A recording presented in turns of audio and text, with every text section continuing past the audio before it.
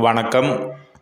ஜனவரி மாதம் ராசி பலன் கடகம். சில பேர் அட்டம சனி முடிஞ்சிருச்சா இல்லையா, இன்னும் கஷ்டம் நீடிக்குது, கடன் அமைப்புகள், குடும்ப அமைப்புகள்லாம் இந்த மாதிரி இருக்குது, ஒரு 6 மாதம் காலம் ஆயிடுச்சுன்னு சொல்கிறாங்க.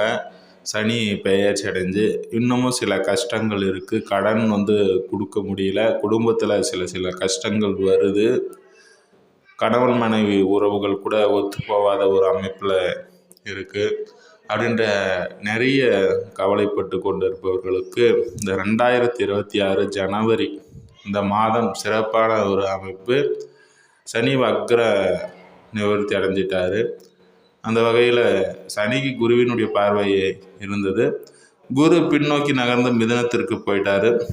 இருந்தாலும் பரவாயில்ல, அவர் பாக்கியஸ்தானத்தில் விரைய காலபுருஷனுக்கு விரயஸ்தானத்தில் அமர்ந்தாலும் கூட இப்போ கடன்கள் அடையப்படும், குடும்பத்தில் நல்ல விஷயங்கள் நடக்கும், பணம் புழக்கம் ஏற்படக்கூடிய ஒரு அமைப்பெல்லாம் இந்த ஜனவரி மாதத்திலிருந்தே உங்களுக்கு நடக்க போகுது.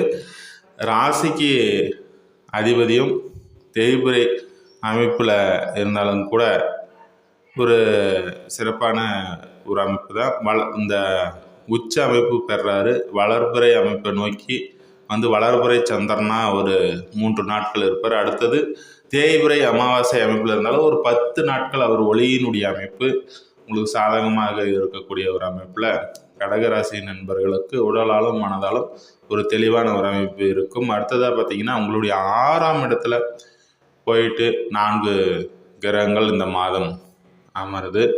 செவ்வாய், சூரியன், சுக்கிரன், புதன் ஆகிய 4 கிரகங்களும் போய் 6ஆம் இடத்துல அமரக்கூடிய அமைப்பில் வேலைகளில் ஏற்றத்தாழ்வுகள் கண்டிப்பாக இருக்கும்.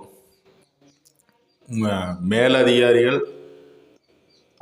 ஆளுமை கண்டிப்பாக கடக ராசி நண்பர்களுக்கு இந்த மாதத்தில் முற்பகுதியிற்கு பிற்பகுதி 7ஆம் இடத்திற்கு சுக்கிரன், புதன் ஆகிய சுபகிரகங்கள் செல்கிறாங்க. அந்த வகையில் புதன் உங்களுடைய ராசியை பார்த்து சிறப்பிக்கக்கூடிய ஒரு அமைப்பெல்லாம் இருக்குது. சுக்கிரன் 2 சுபகிரகங்கள் பார்வை செய்கிறார். அதே போல் செவ்வாய் உச்சமாகி பார்க்குவார். சூரியனும் அங்கே செல்கிறாரு 7ஆம் இடத்துல. கணவன் மனைவி உறவுக்குள்ள அட்ஜஸ்ட் பண்ணி விட்டு கொடுத்து போவது நன்மை அளிக்கக்கூடியதாக இருக்கும். நண்பர்கள் மூலியமாகவும் விட்டு கொடுத்து போங்க. எதிலையும் இப்போது புதிய ஒரு விஷயத்தை தொடங்கணும்னு நினைக்கிறவங்க பிற்பகுதியில், ஜனவரி மாதம் பிற்பகுதியில் தொடங்குங்க. படிக்கும் மாணவியருக்கு பிற்பகுதியில் நல்ல ஒரு அமைப்பு. 6ஆம் இடத்துல கிரகங்கள் இருந்தாலும் குருவினுடைய பார்வை இருப்பது ஒரு சிறப்பான ஒரு அமைப்பு தான். உங்களுடைய 8ஆம் இடத்துல ராகு இருக்காரு. அட்டம ராகுவாக இருந்தாலும் குருவின் பார்வையோட சிறப்பான ஒரு அமைப்பு.